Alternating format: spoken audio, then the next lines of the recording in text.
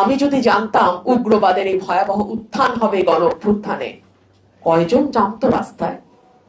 আমরা যদি প্রশ্ন করি ৭১ আর ২৪-কে মুখোমুখি দাঁড় করানো হবে, কজন মানুষকে আপনারা পেতেন ২৪-এর সময় রাস্তায়? বাংলাদেশের রাজনীতিতে গুম, বিচার বহির্ভূত হত্যা, হেফাজতে নিয়ে নির্যাতন করে মানুষকে মেরে ফেলা, বিরোধী দলের নেতাকর্মীদের নামে একটার পর একটা মিথ্যা মামলা দেয়া, তাদেরকে দিনের পর দিন কারাগারে বিনা বিচারে আটকে রাখা, তাদের কাউকে কাউকে তুলে নিয়ে গিয়ে রাতের অন্ধকারে পরিবারের কাছ থেকে তুলে নিয়ে গিয়ে হারিয়ে ফেলা, এই সংস্কৃতিগুলো যখন রাজনীতিতে আস্তে আস্তে প্রতিষ্ঠিত হতে শুরু করলো, তখন থেকেই কিন্তু মানুষের মনে এক ধরনের বিদ্রোহ, বিপ্লব, এক ধরনের প্রতিবাদ, ক্ষোভ, রাগ তৈরি হতে শুরু করলো।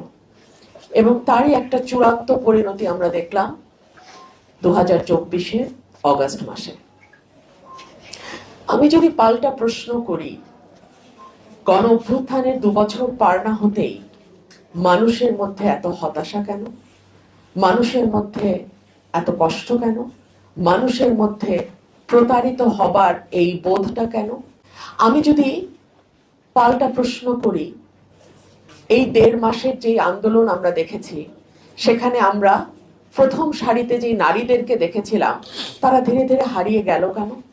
আমি যদি পাল্টা প্রশ্ন করি যে আমার টি শার্ট পরা বোনের সাথে যখন একেবারে মুখ কভার করা হেজাবি বোন পাশাপাশি দাঁড়িয়ে স্লোগান দিয়েছে, সেই পরিবেশটা আমরা অভ্যুত্থানের পরে রাখতে পারলাম না কেন?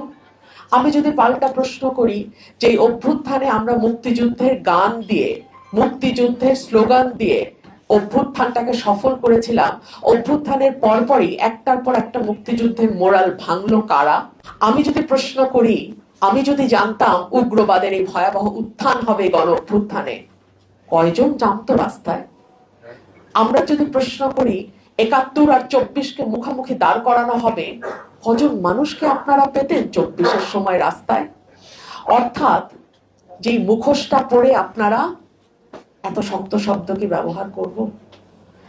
অর্থাৎ যেই রূপটা দেখিয়ে ২৪-এর গণ অভ্যুত্থানে আপনারা সাধারণ মানুষ, গণমানুষ, যারা কোনো রাজনীতির দলের সঙ্গে কোনোভাবে যুক্ত নয়, তাদেরকে সম্পৃক্ত করতে পেরেছিলেন, গণ অভ্যুত্থানের পরে সেই মানুষগুলোকে কি আপনারা তাদের স্বপ্ন, তাদের যে আকাঙ্ক্ষা নিয়ে তারা রাস্তায় নেমেছিল, রক্ত দিয়েছিল, স্লোগান তুলেছিল, তাদের সেই আকাঙ্ক্ষা আপনারা পূরণ করতে পেরেছেন?